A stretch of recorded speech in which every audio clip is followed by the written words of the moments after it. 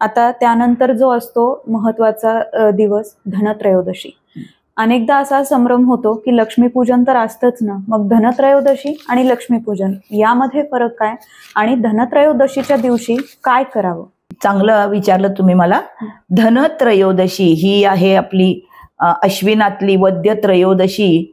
इथे पण परत समुद्र मंथनापासूनच सुरुवात होते, कारण गीता हा आपला सर्वात आद्य धर्मग्रंथ आहे आणि ज्याच्यामध्ये माणसाच्या वागण्याबद्दल दिलेलं आहे, प्रत्येक गोष्टीचे नियम दिलेले आहेत.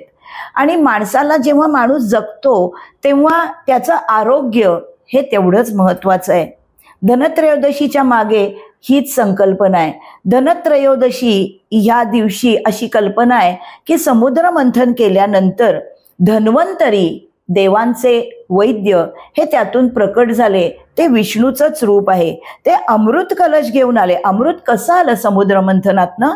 तर धन्वंतरी तो अमृत कलश घेऊन तिथे अवतार त्यांनी घेतला आणि म्हणून धनत्रयोदशी हा आयुर्वेद दिवस असा मानला जातो. धनत्रयोदशीचा संबंध धन्वंतरी या खूप उत्तम अशा आयुर्वेद शास्त्रज्ञाशी आहे. त्याचा धनाशी संबंध नाही. पण त्या दिवशी काय केलं जातं? सोन्या चांदीची भांडी आणा, घरामधली भांडी खरेदी करा. धनत्रयोदशीला आपल्याला काय शिकवण मिळते? तर पूजेत दिवे जे आपण लावणार आहोत त्याची खरेदी करा. आणि दुसरं, समृद्धीसाठी, ऐहिक सुखात जगण्यासाठी तुम्हाला आरोग्य चांगलं राखणं आवश्यक आहे.